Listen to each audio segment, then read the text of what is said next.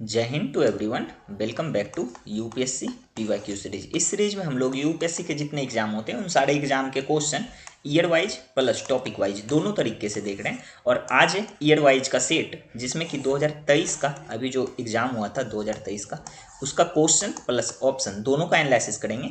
और ये सेट ए है, ये आपको गूगल पे भी मिल जाएगा, बाकी ये टेलीग्राम चैनल पे भी डाल दूंगा। और इसमें देखो यहाँ तक क्वेश्चन मैंने कंप्लीट करा रखा था। एक मिनट अगर नीचे करें, ये सारे क्वेश्चन हो रखे हैं। यहाँ तक देखोगे 29 नंबर तक कंप्लीट था क्वेश्चन। आज चलते हैं 30 नंबर से। ये यहाँ तक देख रहे हो, ये पूरा कंप्लीट है और इसका पीडीएफ भी डाल दिया था टेलीग्राम पे, तो वहाँ से जाके इसको डाउनलोड कर सकते हो, एनिमेटेड और बिना एनिमेटेड वाला दोनों। तो ये क्वेश्चन तक हो रखा था।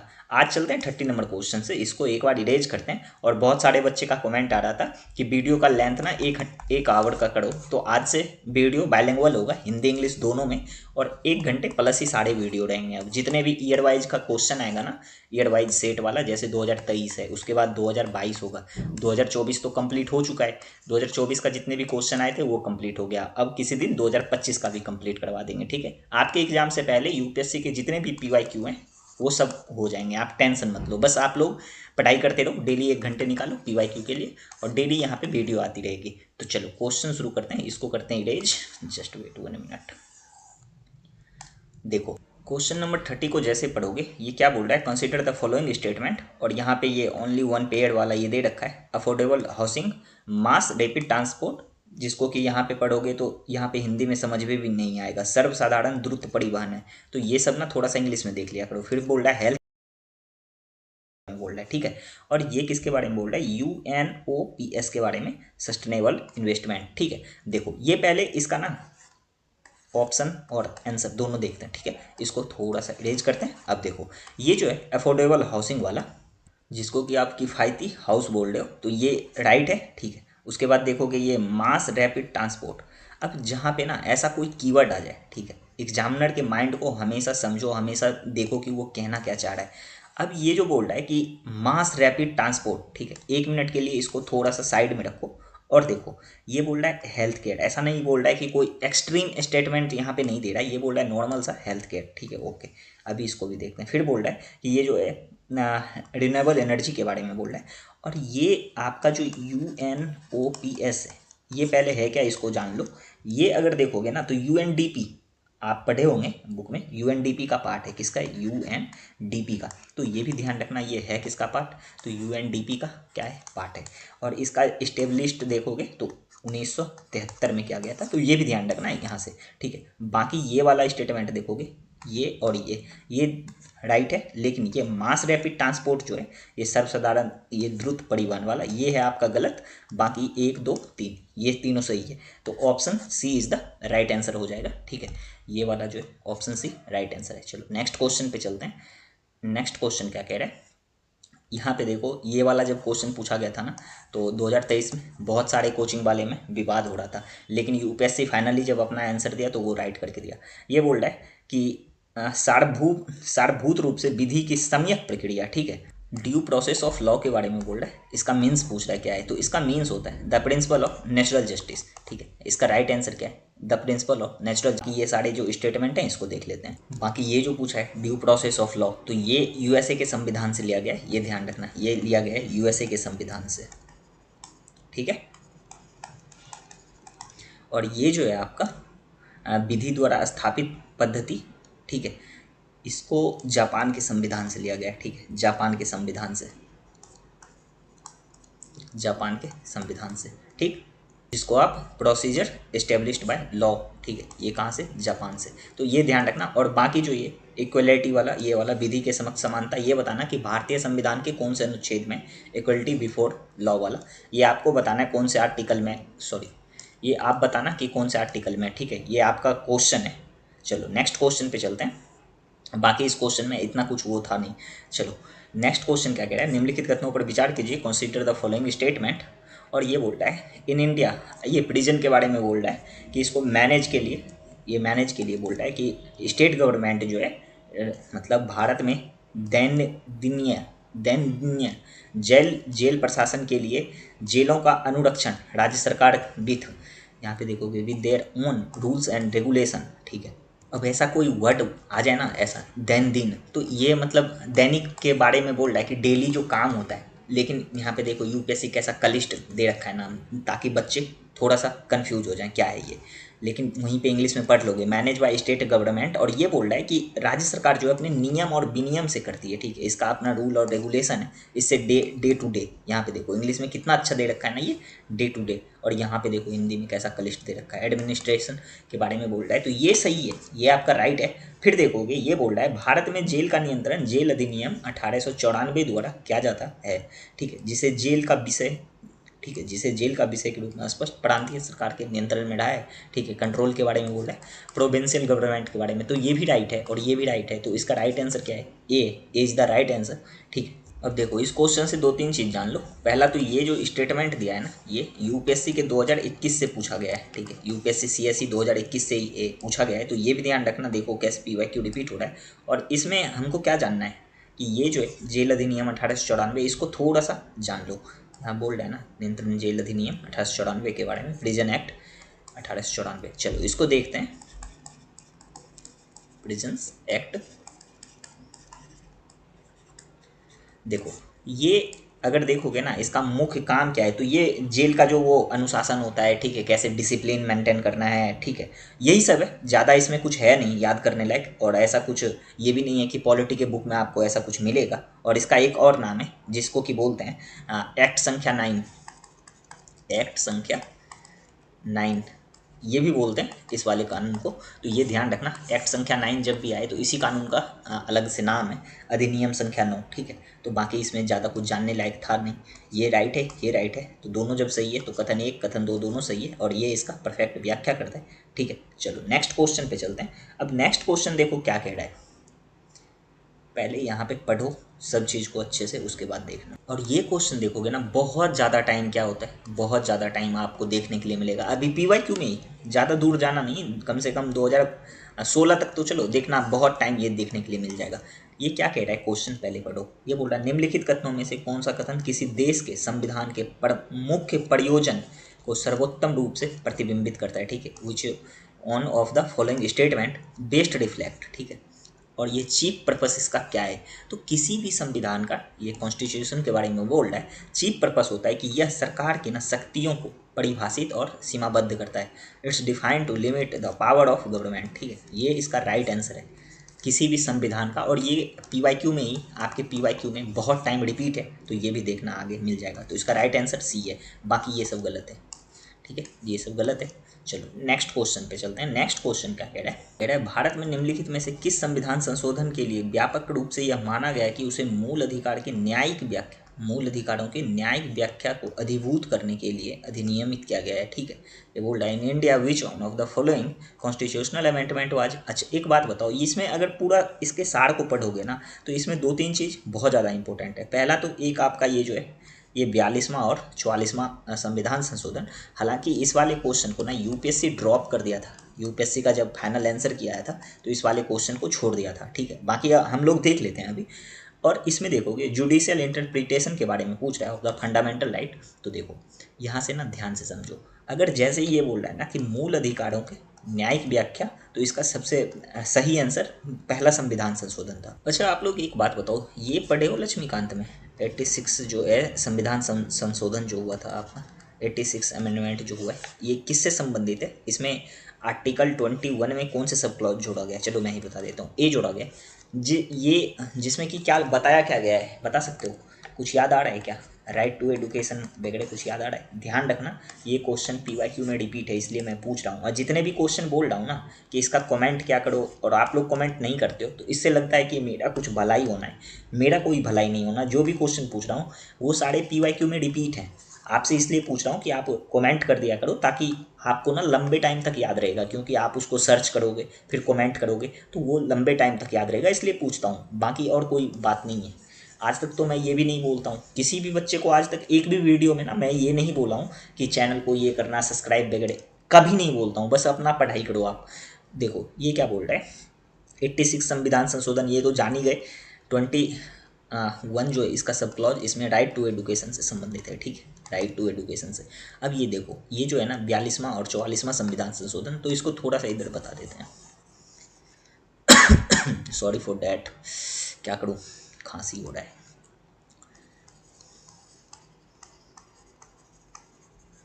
ठीक है, ये देखो 42वां संविधान संशोधन जो हुआ था, ये अगर देखोगे, सबसे पहले तो यही जान लो, इसको मिनी कॉन्स्टिट्यूशन के बारे नाम से भी जानते हैं। ठीक है, मिनी कॉन्स्टिट्यूशन भी बोलते हैं क्योंकि ये लघु संविधान, हिंदी में देखोगे तो लघु संविधान बोलते हैं। ठीक है, आप लोग भी मेरे साथ साथ लिखते रहो। ठीक है, एक बार लिख लोगे अच्छे से तो आपका नोट बन जाएगा। लघु संविधान कहते हैं इसको। ओके, और ये हुआ कब था, कुछ एंड इसका ईयर याद है, 1976 में हुआ था, ये भी ध्यान रखना। और इसमें देखोगे कि मौलिक कर्तव्य जो था आपका, फंडामेंटल ड्यूटी वगैरह, तो संविधान में 4A को जोड़ा गया था। किसको जोड़ा गया था? 4A को जोड़ा गया था। ठीक है, ये ध्यान रखना, जिसमें कि 10 कितने 10 आपका फंडामेंटल ड्यूटी से वो पार्ट को ऐड किया गया था, ये ध्यान रखना। और समवर्ती सूची वगैरह में जोड़ा गया था। तो ये सब जब आप लक्ष्मीकांत पढ़ोगे तो वहाँ पे डिटेल से पढ़ोगे। ठीक है, उसके बाद और क्या क्या हुआ था, तो सांसद जो पार्लियामेंट के शक्ति में वृद्धि हुई थी। ठीक है, इसके शक्ति में वृद्धि किया गया था। तो यही सब जब आप लक्ष्मीकांत पढ़ोगे तो और अच्छे से पढ़ना वहाँ पे। अगर यहाँ पे बताने लगूँ तो कम से कम आधे घंटे का यही होगा, एक 42वां संविधान संशोधन। और इसका राइट आंसर देखोगे तो राइट आंसर पहला संविधान संशोधन था। अच्छा, एक बात बताओ, ये जो फर्स्ट संविधान संशोधन है, ये फर्स्ट अमेंडमेंट में किसको जोड़ा गया था, कुछ याद आ रहा है क्या? तो याद रखना है, इसमें 9th शेड्यूल ऐड हुआ था। ठीक है, चलो इस क्वेश्चन से इतना कुछ सीखा। बाकी ये वाला जो भी उसको आप लक्ष्मीकांत से जब पढ़ोगे तो और बेटर से क्लियर करना उधर। अब देखो यहाँ पे फिर क्या है, ये बोल रहा है निम्नलिखित ये संगठन और निकाय पर विचार करने के लिए बोल रहा है। ऑर्गेनाइजेशन के बारे में बोल रहा है, बॉडी दे रखा है। और इसमें भी पूछ रहा है कितने, और इस टाइप के ना जब भी स्टेट ये कथन आ जाते हैं तो बच्चे एलिमिनेशन लगा ही नहीं पाते हैं। लगाओगे कैसे, केवल 1 केवल 2 ऐसे वाले आ जाते हैं। ठीक, ये बोल रहा है संवैधानिक निकाय। अच्छा, एक बात बताओ, अभी जो पिछला लेक्चर हुआ था कॉन्स्टिट्यूशनल बॉडी के बारे में पूछ रहा है, उसमें मैं बताया था कि सांविधिक निकाय और संवैधानिक निकाय दोनों में अंतर क्या है, पता है ना? इसी 2023 वाले में ही लेक्चर 1 या लेक्चर 2 में बताया हूँ। तो जाके पहले उसको अच्छे से क्लियर कर लेना कि ये दोनों अलग अलग क्यों हैं। लगभग 5-6 कारण बताया था संवैधानिक निकाय और सांविधिक निकाय में क्या अंतर है। ठीक है, चलो अभी डायरेक्ट आंसर पे आते हैं। ये बोल रहा है राष्ट्रीय पिछड़ा आयोग, उसके बाद क्या बोल रहा है, ये national commission for the backward classes के बारे में। ये फिर बोल रहा है नेशनल ह्यूमन राइट्स कमीशन, और फिर बोल रहा है नेशनल लॉ कमीशन, और फिर नेशनल कंज्यूमर डिस्प्यूट के बारे में बोल रहा है। और ये डिस्प्यूट जो होते हैं ना, ये जितने भी विवाद वगैरह हैं, इन सबको अभी समझाता हूँ ये है क्या। देखो, अगर एक चीज़ को देखोगे तो ये आपका सबसे पहले देखो पिछड़ा वर्ग आयोग जो है, ये कौन से अनुच्छेद कितने आर्टिकल में संबंधित हैं, कौन से देखोगे, ये 338 की सब क्लॉज बी में। ठीक है, ये भी ध्यान रखना। और ये जो आपका है, ये स्टैट्यूटरी बॉडी है। ठीक है, स्टैट्यूटरी बॉडी है, ना कि ये कॉन्स्टिट्यूशनल बॉडी। तो ये जैसे गलत करोगे तो आपका क्या हो जाएगा, राइट आंसर हो जाएगा। A is the right answer, इसमें यही वाला सही है। बाकी ये स्टैट्यूटरी बॉडी है। और ये जो है ना राष्ट्रीय उपभोक्ता विवाद निवारण आयोग। ठीक है, इसको देखते हैं, नेशनल कंज्यूमर डिस्प्यूट्स के बारे में पूछ रहा है। तो देखो ये सबसे पहले देखो गुड्स और सर्विस दोनों को कवर करता है। ठीक है, गुड्स एंड सर्विस, जी और एस लिख देते हैं, समझ जाना। गुड्स एंड सर्विस दोनों को क्या करता है, ये कवर करता है, दोनों को कवर करता है। और देखोगे ये जो है आपका 1 करोड़ प्लस 1 करोड़ प्लस वाला ही शिकायत को लेता है। ठीक है, ये जो है 1 करोड़ से नीचे का कोई भी शिकायत आप इसमें नहीं ले जा सकते हो। ये भी ध्यान रखना कि अगर मान लो किसी के पास 50 लाख रुपए का कोई शिकायत है तो उसको यहाँ पे नहीं ले जा सकते हो, उपभोक्ता विवाद वाले में इसमें नहीं ले जा सकते हो। और ये इसमें सीटिंग, और इसमें देखोगे सीटिंग जो हमारे अभी मान लो कि सुप्रीम कोर्ट में कोई सीटिंग है, ठीक, सीटिंग एंड रिटायर्ड दोनों इसमें जज बन सकते हैं। ठीक, सीटिंग और रिटायर्ड, तो ये भी ध्यान रखना, सीटिंग एंड रिटायर्ड, तो इसमें दोनों क्या होते हैं, जज बन सकते हैं। बाकी और ज़्यादा तो इधर कुछ जानने वाला है नहीं। ये भी आपका स्टैट्यूटरी बॉडी वगैरह है। तो आप जब भी आप पढ़ोगे तो ये मानवाधिकार आयोग क्या है, विधि आयोग क्या है, इनके बारे में थोड़ा थोड़ा देख लेना। बाकी यहाँ पे मैं थोड़ा सा और बता देता हूँ, जब भी लक्ष्मीकांत पढ़ोगे तो और अच्छे से क्लियर करना। देखो, अगर ये मानव अधिकार आयोग के बारे में देखोगे, मानव अधिकार आयोग,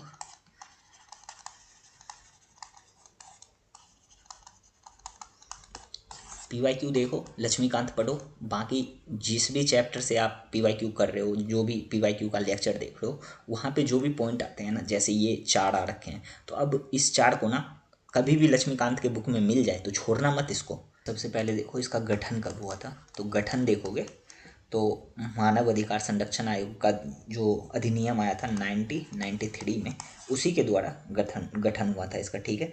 और इसमें देखोगे कि अध्यक्ष वगैरह, ठीक है। तो ये बहुसदस्यीय निकाय है, ये भी देख लेना, बहुसदस्यीय निकाय, ठीक है। ये बहुसदस्य क्या है, निकाय है। इसमें रिटायर्ड आपका सुप्रीम कोर्ट न्यायाधीश वगैरह होनी चाहिए, जो भारत का सुप्रीम कोर्ट है वहाँ से रिटायर्ड जो भी मुख्य न्यायाधीश होते हैं वो इनके क्या होते हैं, अध्यक्ष होते हैं। तो यहाँ पे लिख लो सुप्रीम कोर्ट का रिटायर्ड न्यायाधीश, मुख्य न्यायाधीश, मुख्य न्यायाधीश,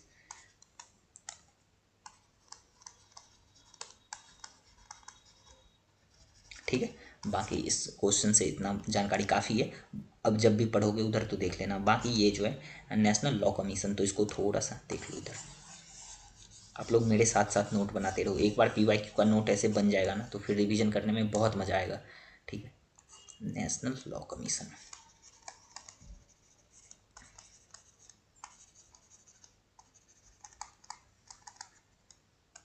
देखो नेशनल लॉ कमीशन क्या है। सबसे पहले तो ये बताओ कि इसका जो इस्टेब्लिशमेंट हुआ था, जब भी इस्टेब्लिश किया गया था, तो इसको भारत सरकार किया था, भारत सरकार द्वारा स्थापित किया गया था, ठीक है। तो इंडियन गवर्नमेंट लिख लेना इंग्लिश मीडियम वाले। और देखो इसमें ना जब लॉ कमीशन को देखोगे तो ये गैर सांविधिक, अब देखो कोई जो बिल्कुल इंग्लिश मीडियम वाले प्योर हो तो देखो दोनों मीडियम को लेके चलना है, हिंदी इंग्लिश दोनों, ठीक है। बाकी प्योर सोचोगे इंग्लिश में ही मैं बोलूँ क्वेश्चन हर चीज़ को, तो ऐसा संभव नहीं है, आपको थोड़ा सा हिंदी भी सीखना पड़ेगा। प्योर अगर जो कोई मतलब हिंदी समझ ही नहीं रहे हो तो ऐसा तो कोई अंग्रेज नहीं हो ना चैनल पे, ऐसा हो तो बता देना प्लीज़। खैर चलो देखते हैं, ये वाला हो गया, ठीक है। इस क्वेश्चन से मैंने इतना कुछ जाना। अब नेक्स्ट क्वेश्चन पे चलते हैं। नेक्स्ट क्वेश्चन क्या कह रहा है, इसको पढ़ो। निम्नलिखित कथनों पर विचार कीजिए, कितने इसमें सही हैं, कंसीडर द फॉलोइंग स्टेटमेंट। और देखो ये बोल रहा है, यदि भारत के राष्ट्रपति का निर्वाचन भारत के उच्चतम न्यायालय द्वारा शून्य घोषित किया जाता है, शून्य घोषित पढ़े होंगे ना, कुछ दिमाग में आ रहा है शून्य घोषित जब बोल रहा है कि इसका ये कितना खांसी हो रहा है आज, ये बोल रहा है if the election of president, ठीक। अब प्रेसिडेंट के इलेक्शन के बारे में ही एक चैप्टर है लक्ष्मीकांत में। अब अगर यहाँ पे थोड़ा सा बताऊँ कैसे कैसे प्रेसिडेंट का ये चुनाव होता है, इसका कैसे इलेक्शन होता है, तो देखो प्रेसिडेंट, यार ये क्या हो रहा है, लिखते कुछ है लिखा कुछ जा रहा है।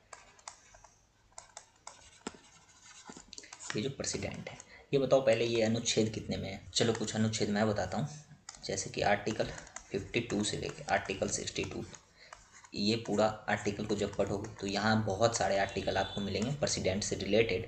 तो जैसे ही लक्ष्मीकांत पढ़ोगे ना तो ये सब आर्टिकल को ध्यान रखना, क्योंकि प्रेसिडेंट वाला टॉपिक ही बहुत ज़्यादा इंपॉर्टेंट है, बार बार पूछता है, ठीक है। और ये बोल रहा है कि इसके ना प्रेसिडेंट के इलेक्शन को बोल रहा है डिक्लेयर अवॉइड करेगा कौन, सुप्रीम कोर्ट, ठीक, supreme Court of India. All act done by, अच्छा ये बोल रहा है कि अगर उसके पहले कोई कार्य कर रखा है, ये तिथि से पूर्व राष्ट्रपति के पद से कर्तव्य निष्पादन में राष्ट्रपति द्वारा किए गए सभी कृत और विधि मान्य हो जाते हैं, ठीक है। क्या हो जाते हैं, इनवैलिड के बारे में बोल रहा है, इनवैलिड हो जाते हैं। तो देखो ये पूरा क्वेश्चन कहाँ पे आके अटक गया, यहाँ पे आके, ये जो बोल रहा है ना कि ये आके क्या हो जाता है, इसका ये बिकम इनवैलिड हो जाता है। तो इनवैलिड नहीं होता है, नहीं होता है, ये ध्यान रखना। तो ये स्टेटमेंट गलत हो जाएगा। और जैसे ये काटोगे, अच्छा एलिमिनेशन तो लगाओगे नहीं। चलो दूसरा पढ़ो, भारत के राष्ट्रपति के पद के लिए निर्वाचन इस आधार पर, अब ये देखो ये कैसा वर्ड आ रखा है, मुलतवी। अब जो भी बच्चे मुलतवी पता नहीं क्या होगा, तो इंग्लिश में पढ़ो। ये बोल रहा है, क्या बोल रहा है कि election for the post of the president of India can be, अच्छा पोस्टपोन्ड के बारे में बोल रहा है, इसी को मुलतवी बोलते हैं। मुझे भी नया वर्ड देखने के लिए मिला आज, ठीक है, ऑन द ग्राउंड। अच्छा ये बताओ कि अगर राष्ट्रपति का चुनाव बोल रहा है कि पोस्टपोन्ड हो गया है, ये बोल रहा है कि नहीं, राष्ट्रपति का चुनाव जो है ना इस आधार पे रोका जा सकता है, मतलब मुलतवी किया जा सकता है कि कुछ विधानसभाएं क्या हो रखी है, विघटित हो गई है, उनके निर्वाचन विशेष हैं। तो ये स्टेटमेंट भी पूरी तरह से गलत है। जब लक्ष्मीकांत पढ़ोगे तो वहाँ पे पहला या दूसरा पैराग्राफ में ही मिल जाएगा कि ऐसा कोई प्रावधान नहीं है राष्ट्रपति के चुनाव में। तो ये भी गलत है। ये क्यों गलत है इसके कारण से, और ये क्यों गलत है ये देखो, ये यहाँ से गलत है। कैन बी पोस्टपोन्डेड जो ये लिख रखा है ना, तो ऐसा कुछ नहीं होता है। अब देखो ये क्या बोल रहा है, कोई विधेयक भारत के राष्ट्रपति को प्रस्तुत किए जाने पर संविधान द्वारा विहित की गई समय सीमा, इसको ध्यान रखना, के अंदर राष्ट्रपति को अपनी अनुमति देनी होती है। ऐसा कोई वो पढ़े हो क्या, ये बोल रहा है विद इन लिमिट्स में करना होता है। और आज बहुत ज़्यादा मुझे खांसी हो रहा है, इसके लिए मैं बार बार आप लोग को सॉरी बोल रहा हूँ। यहाँ पे ना बहुत ज़्यादा बारिश हो रहा है जहाँ पे मैं रहता हूँ। तो यहाँ पे ये देखोगे इसका कोई टाइम लिमिट है नहीं, नो टाइम लिमिट, ठीक है। जबकि ये क्या बोल रहा है, दी गई समय सीमा के अंदर होनी चाहिए, तो ये भी हो जाएगा गलत। और राइट आंसर क्या हो जाएगा, केवल 3, ठीक। इस क्वेश्चन से इतना कुछ सीखा। और ये जो प्रेसिडेंट वाला ये टॉपिक है इसको जाके पढ़ोगे आज के आज। चलो नेक्स्ट क्वेश्चन पे चलते हैं, क्वेश्चन नंबर 37। अब ये देखो क्या कह रहा है, भारतीय संसद में वित्त विधेयक और धन विधेयक के बारे में बोल रहा है, फाइनेंस बिल और मनी बिल के बारे में। Indian parliament consider the following statement. अब यहाँ पे स्टेटमेंट पढ़ो। ये बोल रहा है जब लोकसभा वित्त विधेयक को राज्यसभा में भेजती है, ठीक, लोकसभा ट्रांसमिट करता है फाइनेंस बिल को कहाँ पे, राज्यसभा में, तो इट कैन अमेंड और रिजेक्ट द बिल, ठीक। ये बोल रहा है राज्यसभा उस विधेयक को संशोधित या अस्वीकृत कर सकता है। अच्छा एक बात यहाँ पे ना बताता हूँ, मनी बिल के केस में क्या होता है, मनी बिल के केस में लोकसभा ज़्यादा पावरफुल होता है। हमेशा ध्यान रखना, लोकसभा क्या होता है, ज़्यादा पावरफुल है, और राज्यसभा कम पावरफुल है, ये ध्यान रखना। सॉरी, ये बोल रहा है जब लोकसभा धन विधेयक को ये मनी बिल धन विधेयक को राज्यसभा में भेजती है, तो राज्यसभा उस विधेयक को संशोधित या अस्वीकृत नहीं कर सकती, वह केवल अनुशंसाएं कर सकती है, ठीक है। यही बोलता है, यानी लोकसभा ट्रांसमिट करता है मनी बिल को टू द राज्यसभा, तो इट कैन नॉट अमेंड और रिजेक्ट द बिल। अच्छी ये बताओ ये पढ़े हो या नहीं, ये वाला लाइन, ये एडजेक्ट उठ के आया है लक्ष्मीकांत से, इट कैन ओनली मेक। अच्छा ये जो बोल रहा है कि अनुशंसा कर सकता है, रिकमेंडेशन दे सकता है। क्यों दे सकता है रिकमेंडेशन, क्योंकि राज्यसभा का पावर क्या है, कम है मनी बिल के केस में, ठीक है। तो ये भी क्या है, ये आपका राइट है। और यहाँ पे देखोगे तो राइट एक ये वाला क्या है, ये जब लोकसभा वित्त विधेयक को राज्यसभा में भेजती है, तो राज्यसभा उस विधेयक को संशोधित या अस्वीकृत कर सकती है। बताओ ऐसा कुछ पढ़े हो हाँ या ना बताओ जल्दी। तो ये हो जाएगा आपका गलत, ठीक है, ये गलत है। और ये आपका ऑप्शन ये राइट है। अब थर्ड वाला पढ़ो, थर्ड में क्या कह रहा है, लोकसभा और राज्यसभा के बीच असहमति होने पर धन विधेयक के लिए कोई संयुक्त बैठक नहीं होती है, ठीक। ये बोल रहा है सीटिंग, ये नो ज्वाइंट सीटिंग किसके लिए, मनी बिल के लिए। बट यहाँ पे किंतु ये जो है यहाँ से कथन को क्या किया है इसने, गलत करवाया है। और ये बोल रहा है ये बोल रहा है वित्त विधेयक के लिए संयुक्त बैठक आवश्यक होती है। अब देखो इस क्वेश्चन पे भी क्या था, बहुत ज़्यादा विवाद था, लेकिन यूपीएससी ने फाइनल अपना आंसर दिया है इसको राइट। ये जो बोल रहा है ना आवश्यक होती है, तो हो सकता है, मतलब ये बोल रहा है कि नेसेसरी ऐसा कोई टर्म नहीं लिखा है कि नेसेसरी होगा, हो सकता है, ये हो सकता है, इट कैन बी। लेकिन यहाँ पे बोल रहा है आवश्यक हो सकती है, तो ये बाल का खाल निकालने वाली बात हो गई थी, जो कि बहुत सारे कोचिंग वाले कर रहे थे। हालांकि यूपीएससी ने इसको सही माना था, तो मुझे भी सही मानना है, ऑब्वियसली सी बात है। तो ये दोनों सही है, option B is the right answer. चलो अब मनी बिल और फाइनेंस बिल ये सब कहाँ से क्लियर करोगे, लक्ष्मीकांत से, ठीक।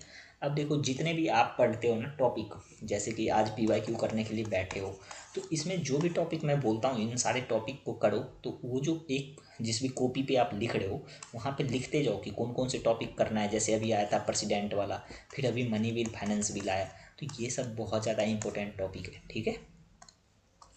चलो नेक्स्ट क्वेश्चन देखते हैं, और नेक्स्ट क्वेश्चन है, जस्ट वेट, हाँ, क्वेश्चन नंबर 38 में क्या कह रहा है, कंसीडर द फॉलोइंग स्टेटमेंट।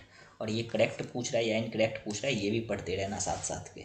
अब इस क्वेश्चन को जैसे नीचे से पढ़ोगे तो ये क्या बोल रहा है, ऐसे क्षेत्र में लोगों को पारंपरिक कृषि मतलब ट्रेडिशनल एग्रीकल्चर के बारे में बोल रहा है कि इसको प्रैक्टिस करता है, तो ये है आपका गलत, ये गलत है। और ये देखो फिर इसके ऊपर पढ़ोगे, ऐसे क्षेत्र में लोगों को गैर इमारती लकड़ी के बारे में बोल रहा है, नॉन टिम्बर फॉरेस्ट प्रोड्यूस के बारे में, तो ये आपका राइट है, ठीक है। फिर बोल रहा है एस क्षेत्र में शिकार की अनुमति नहीं होती, ये जनरल स्टेटमेंट है। हंटिंग के बारे में बोल रहा है, नोट अलाउ करता है। तो हंटिंग ऐसे भी ना देखोगे आप लोग कि बहुत अभी वो कर रखा है कि सरकार इसको नहीं मार सकते हो, इसको नहीं मार सकते हो, तो ये थोड़ा सा जनरल स्टेटमेंट है, इसको भी मान सकते हो उसे। बाकी ये जो स्टेटमेंट है, ठीक है, राज्य का मुख्य वन्यजीव वार्डन ऐसे वन्य का नियंत्रक प्राधिकारी बन जाता है, तो ये है आपका गलत। क्यों गलत है? देखो, ये जो होता है ना, ये the chief wild life warden जो होता है, अगर मैं लिख दूँ जो बोल रहा है the chief wild life warden, इसके बारे में बोल रहा है। तो ये डायरेक्ट जो है ना, डायरेक्ट गवर्निंग नहीं करता है, ठीक है। ये क्या करता है, देखो इसके बारे में मैं थोड़ा सा बता दूँ। तो ये जो है ये प्रोवाइड करता है, क्या करता है, प्रोवाइड गाइडेंस बट नोट, ठीक है, बिकम द डायरेक्टली गवर्निंग। ये डायरेक्ट गवर्निंग अथॉरिटी नहीं है, ठीक है, ये ध्यान रखना। ये गाइडेंस प्रोवाइड करता है बट नोट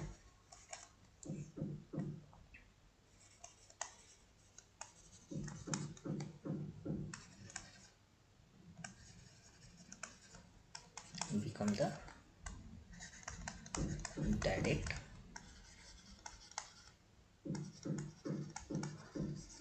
गवर्निंग अथॉरिटी, ठीक है। तो ये ध्यान रखना कि ये डायरेक्ट क्या करता है, गवर्निंग अथॉरिटी नहीं है। तो यहाँ से ये वाला कथन आपका क्या हो जाएगा, गलत हो जाएगा। जबकि यहाँ पे ये बोल रहा है कि ये गवर्निंग अथॉरिटी, तो ये गलत हो गया। तो राइट आंसर क्या हो जाएगा, 2 सही है, only 2 is the right answer. अब चलो नेक्स्ट क्वेश्चन पे चलते हैं। नेक्स्ट क्वेश्चन 39, ये क्या बोल रहा है, देखो ये अनुसूचित क्षेत्र के बारे में बोल रहा है, शेड्यूल्ड एरिया के बारे में। और ये देखोगे ना, ये बहुत ज़्यादा फेवरेट टॉपिक है यूपीएससी का। यहाँ पे कम से कम आप 5 स्टार लगा लो, ये कम से कम पूछा गया है ना तो 20 बार प्लस क्वेश्चन पूछा गया है शेड्यूल एरिया के बारे में। तो जब आप शेड्यूल एरिया पढ़ोगे आपको पता होगा। और मैं कोई भी चीज़ बोलता हूँ ना, इतने बार पूछा गया तो मैं वो सारे PYQ को ना एनालाइज करके आपको बोलता हूँ, इसलिए कि जो भी टॉपिक बोल रहा हूँ ये इंपॉर्टेंट है, उसको नोट डाउन कर लिया करो तुरंत। बाकी ये आगे तो दिखाऊंगा ही कि इतने बार पूछ रखा है। तो ये बोल रहा है इंडिया के बारे में, in India consider the following statement और शेड्यूल एरिया के बारे में। सबसे पहले नीचे चलते हैं, शेड्यूल एरिया के बारे में जैसे पढ़ोगे, देखो ये कैसा मतलब क्या खापी के स्टेटमेंट बनाता है। इस वाले स्टेटमेंट को पढ़ो। चीफ मिनिस्टर के बारे में बोल रहा है, of the consider state are the required to submit annual report to the union home ministry. ये होम मिनिस्ट्री कहाँ से आ गया? अगर ये जब भी पढ़ोगे ना शेड्यूल एरिया, यहाँ पे राज्यपाल और राष्ट्रपति ये 2 बहुत ज़्यादा पावरफुल होते हैं कि हाँ इन्हीं के द्वारा ना ये कमांड किया जाता है। तो ये कहाँ से आ गया, यूनियन मिनिस्ट्री, ये तो होगा ही नहीं।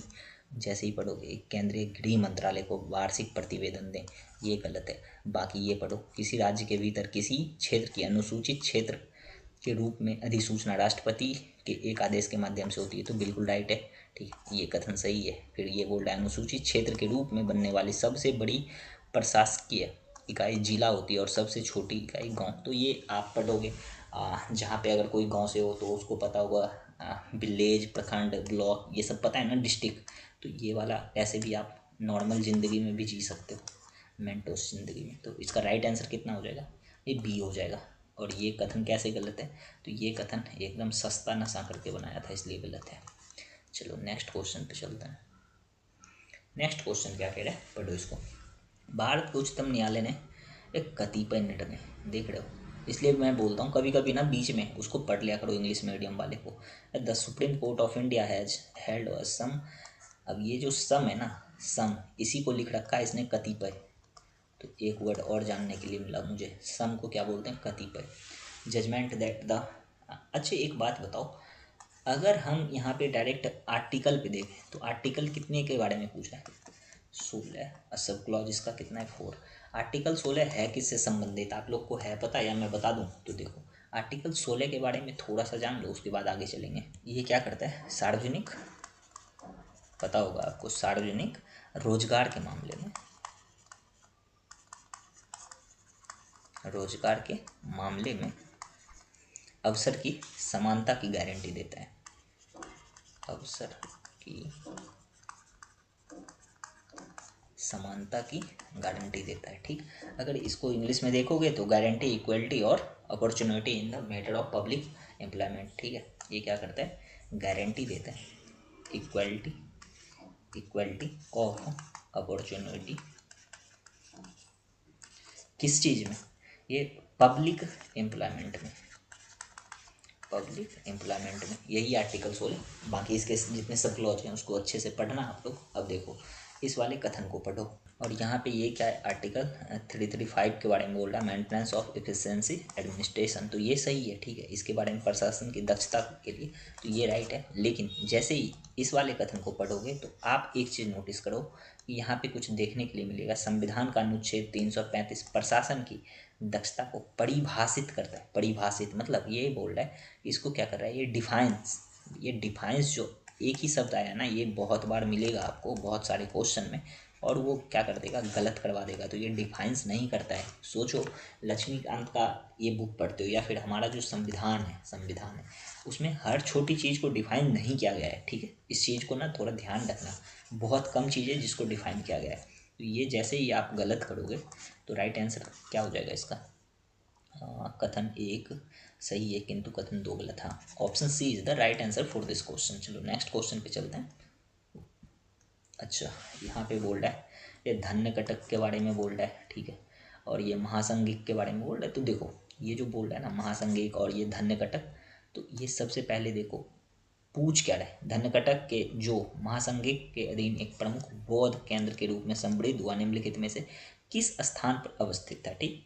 अब ये धन्य कटक वगैरह था क्या, तो ये सातवाहन की राजधानी थी, ये ध्यान रखना। और ये वाला जो है ना, ये महासंघिक वाला, ये महासंघिक, ये जो है ये महासंघिक का यूपीएससी के जब आप क्वेश्चन लगाओगे ना तो 2020 में ये वाला थीम रिपीट है, ठीक है। ये भी मैं अभी बता दिया, बाकी वहाँ पे तो मिल ही जाएगा।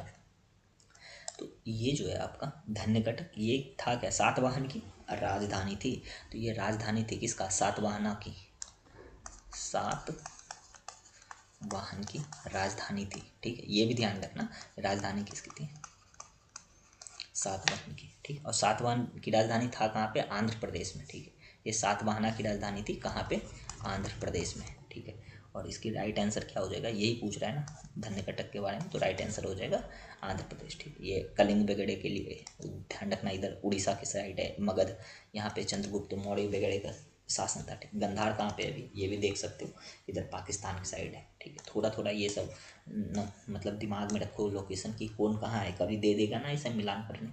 देखो नेक्स्ट क्वेश्चन क्या बोल रहा है, with reference to ancient India consider the following statement. और ये बोल रहा है the concept of stupa, stupa के कॉन्सेप्ट को पूछ रहा है, जो कि पूछ रहा है बुद्धिस्ट ओरिजिन है।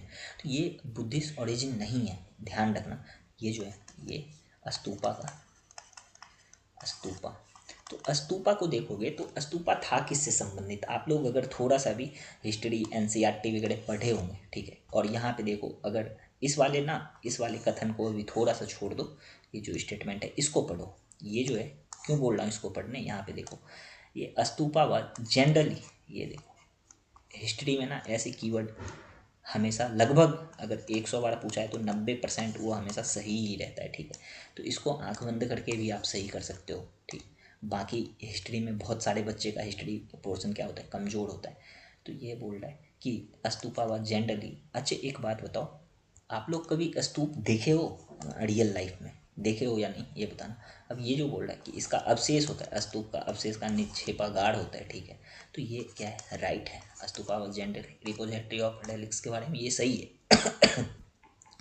और ये बोल रहा है बौद्ध परंपरा में स्तूप एक संकल्प अर्पित या स्मारक संरचना होती थी। तो ये भी कथन क्या है, राइट है। इसलिए मैं पूछा था कि कभी रियल लाइफ में स्तूप देखे हो। देखो ऐसे होता है कुछ, यहाँ पे हर्मिका वगैरह बना रहता है, यहाँ पे छत्रावली ऐसा कुछ रहता है बना हुआ, आप लोग पढ़े होंगे। तो ऐसा वाला क्या होता है, स्तूप होता है, ठीक है। तो ये भी क्या है, राइट है। और ये क्या पहला ही कथन आपका गलत है। ये कॉन्सेप्ट ऑफ स्तूपा जो था ये बुद्धिस्ट ओरिजिन नहीं था, इससे पहले था, ठीक है। यही बोल रहा है ना, एंशिएंट इंडिया के बारे में बोल रहा था। तो ये कथन गलत हो गया, बाकी दो सही है। तो राइट आंसर क्या हो जाएगा, right answer is the B, ठीक है। क्यों था बी, क्योंकि दो ऑप्शन सही है। चलो नेक्स्ट क्वेश्चन देखते हैं। नेक्स्ट क्वेश्चन बोल रहा है, देखो प्राचीन दक्षिण भारत के संदर्भ में कोरकोई, कुम्भहार और मुचड़ी किस रूप में सुविख्यात थे। यहाँ पे कोडकई, पुम्पहार और मुचड़ी साउथ इंडिया से पूछ रहा है। देखो ये सारे देखोगे ना, क्या था, पोर्ट था, क्या था, पोर्ट। अब अगर इसके थोड़ा सा लोकेशन को देखोगे तो यहाँ पे देखो मैप, यहाँ पे आपको सारे पोर्ट और जितने भी ये शहर थे पीछे ये वाला, ये सारा मिल जाएगा। तो यहाँ पे ये कहाँ था, अभी जो पढ़ रहे हो, ये कोडकई और पुम्पहार, ये पुम्पहार और ये मुचड़ी, तो ये सारे थे क्या, ये पोर्ट थे। और जितने भी पोर्ट हैं यहाँ पे ये सारे मैप हैं, ये मैं डाल दूँगा टेलीग्राम ग्रुप पर, बोल दूँगा इधर इसको डाल देने के लिए। चलो, तो इसका राइट आंसर क्या हो जाएगा, राइट आंसर हो जाएगा बी। और भी जितने पोर्ट थे एंशिएंट इंडिया के, ये सारा मैंने क्या क्या देख लिया। अब चलो नेक्स्ट क्वेश्चन देखते हैं। नेक्स्ट क्वेश्चन ये क्या बोल रहा है कि which one of the following, explain कर रहा है किसको, ये कौन से प्रैक्टिस, ये बट्ट किड़ुतल, ये बट्ट किड़ुतल की प्रथा कहाँ पे, संगम पोयम में। तो ये जो बट्ट किड़ुतल की प्रथा थी, ये संगम पोयम में, ये क्या था, युद्ध में पराजित राजा को आमरण अनशन कर क्या होता था, अनुष्ठानिक मृत्यु वरण करना होता था, ठीक है। ये स्टारवेशन के द्वारा इसको मौत प्राप्ति होती थी। तो राइट आंसर डी हो जाएगा, ठीक है। इस क्वेश्चन में ज़्यादा और ये कुछ ऐसा है नहीं। और ये जो है राजाओं द्वारा महिला का अंगरक्षिका को नियुक्त करता था, तो ये कौन करता था, चंद्रगुप्त के समय पे होता था ये, ठीक। चंद्रगुप्त के समय पे लिख सकते हैं, चंद्रगुप्त के समय होता था ये, ठीक है। चलो नेक्स्ट क्वेश्चन पे ये बोला, निम्नलिखित साम्राज्यों पर विचार कीजिए और 8वीं शताब्दी ईस्वी में स्थापित हुआ था, ठीक है। ये 8th सेंचुरी AD के बारे में पूछ रहा है। और यहाँ पे स्टेटमेंट दे रखा है होयसला, गढ़वाल, काकतीय, यादव। तो इसके बारे में ना थोड़ा थोड़ा जान लो कि ये होयसल कहाँ से कहाँ तक था। ये जो होयसला के बारे में पूछ रहा है, ये 1026 से लेके 1343 ईस्वी तक था। एक मोटा मोटी रफ टाइम देख लो इसका, इतना डेट वेट याद नहीं रखना है। अब ये गढ़वाल के बारे में देखोगे तो ये 11वीं से 13वीं शताब्दी तक था, 11वीं से 13वीं शताब्दी तक, ठीक है। और ये था कहाँ पे, एक ये तो कर्नाटक की तरफ था। ये अगर देखोगे ना होयसला, ये कर्नाटक की तरफ था। और ये गढ़वाल को देखोगे, ये कन्नौज की तरफ था, कन्नौज की साइड। और ये काकतीय जो है आपका, ये काकतीय, तो काकतीय 12वीं से 14वीं शताब्दी तक था, ठीक है। ये काकतीय के बारे में बोल रहा है, ये 12वीं से 14वीं सदी तक था, ठीक है। और ये साउथ इंडिया का ये भी था, ये काकतीय भी कहाँ से था, साउथ इंडिया से, तो ये भी ध्यान रखना। और ये यादवा के बारे में जो बोल रहा है, ये यादव कहाँ से कहाँ तक था, तो 900 से 1300 AD तक था, 1300 AD तक। और ये MP में था, MP में, ठीक है। ये भी ध्यान रखना, ये MP में था। तो हालांकि इतना ना किसी बच्चे को याद नहीं रहता ये स्टेटमेंट वगैरह। और ये क्या पूछ रहा है, 8वीं शताब्दी के आसपास के बारे में पूछ रहा है, यहाँ देखो। तो इसमें क्या हो जाएगा, राइट आंसर नन हो जाएगा, एक भी सही नहीं है। चलो नेक्स्ट क्वेश्चन देख लें। नेक्स्ट क्वेश्चन क्या बोल रहा है, देवी चंद्रगुप्तम। और ये देवी चंद्रगुप्तम और ये क्या बोल रहा है, बिल्हन के बारे में। बिल्हना जो है, अब देखो देखेंगे इसके सब के बारे में कि किसने क्या रचित किया। तो बिल्हन जो है ना, ये बिल्हन के बारे में। तो ये विक्रम, यहाँ पे लिख लो, इधर जगह मिल जाएगा ना, मिल जानी चाहिए, लिखो। तो ये विक्रम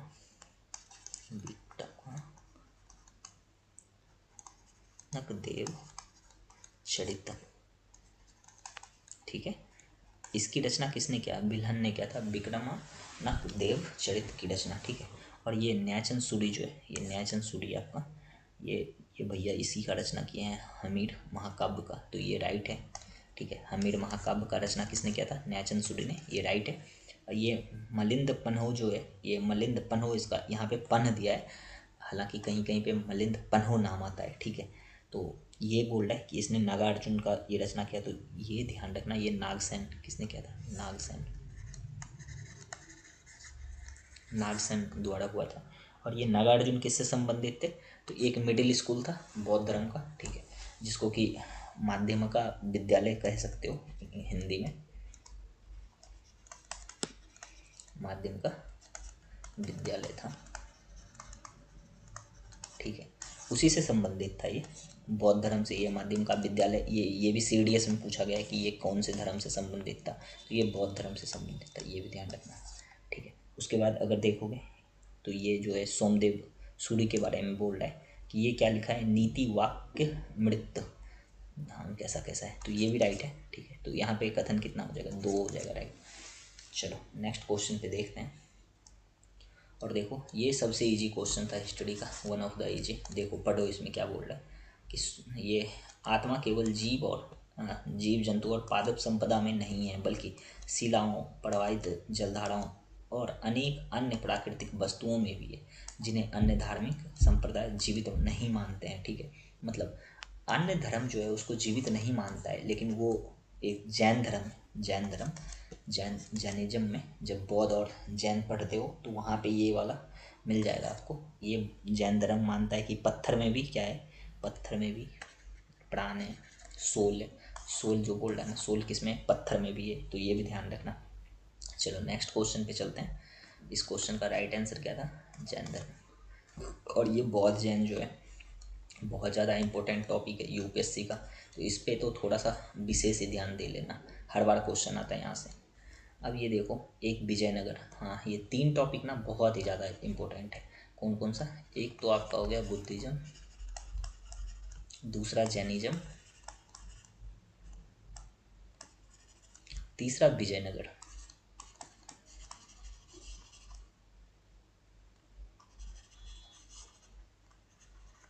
ये विजयनगर, ये 3 टॉपिक ना इतना ज़्यादा इंपॉर्टेंट है कि हर बार क्वेश्चन पूछ लेता है यहाँ से यूपीएससी। ठीक है, ध्यान रखना।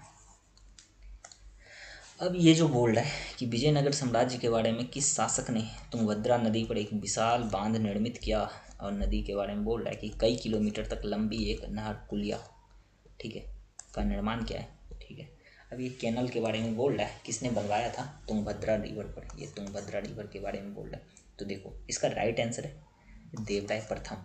अगर यहाँ पे ना केडीआर के बारे में दे देता तो बच्चा कंफ्यूज हो जाता, कहीं कृष्ण देवराय तो ये देवराय प्रथम था। ठीक है, और यहाँ से 2-3 चीज़ जान लो कि ये जो विरूपाक्ष है, ये गॉड ऑफ विरूपाक्ष किंगडम स्थापना क्या था, ये गॉड ऑफ विरूपाक्ष भी कहा जाता था। और एक चीज़ और ध्यान रख लो यहाँ से, ये जो एक ना ट्रैवलर आया था अच्युत देवराय के टाइम पे आया था, नुनीज। ठीक है, नुनीज आया था, किसके टाइम पे आया था, तो अच्युत देवराय के टाइम पे आया था। और कहाँ पे आया था, तो विजयनगर में, ये भी ध्यान रखना। ठीक है, अच्युत देवराय के टाइम पे आया था, तो ये भी क्वेश्चन पूछा गया है, देवराय के टाइम पे आया था। ठीक है, चलो नेक्स्ट क्वेश्चन पे चलते हैं। नेक्स्ट क्वेश्चन क्या है, मध्यकालीन गुजरात के, ठीक है, इनमें से किस शासक ने दीव को पुर्तगाली को क्या किया है, सुपुर्द किया है। ठीक है, ये बहुत ज़्यादा इजी क्वेश्चन था, तो किसने किया था, आप लोग को पता है, स्पेक्ट्रम पढ़े होंगे, तो आप लोग बहुत बार पढ़ते होंगे इसको। तो राइट आंसर क्या हो जाएगा इसका, राइट आंसर सी हो जाएगा, बहादुर शाह। ठीक, बाकी ये सब जितने इसको पढ़ोगे आप स्पेक्ट्रम से। अब देखो ये question one of the easy question है, और यहाँ से हर बार क्वेश्चन यूपीएससी पूछता है। ये जितने भी आपके हिस्टोरिकल बैकग्राउंड है उससे क्वेश्चन हर बार आता है, तो इसको अच्छे से पढ़ना। ये बोल रहा है निम्नलिखित में से किस एक्ट के द्वारा बंगाल के गवर्नर जनरल को भारत का गवर्नर जनरल मतलब अभिहित बनाया गया था। ठीक है, यही बोल रहा है, गवर्नर जनरल ऑफ बंगाल, और इसको क्या किया है, गवर्नर जनरल ऑफ इंडिया किया गया है। तो ये राइट आंसर हो जाएगा इसका डी। ठीक है, बाकी जो ये 3 एक्ट हैं, अभी लक्ष्मीकांत खोलना, ये लेक्चर ख़त्म होने के बाद इन सारे एक्ट को फिर से पढ़ोगे।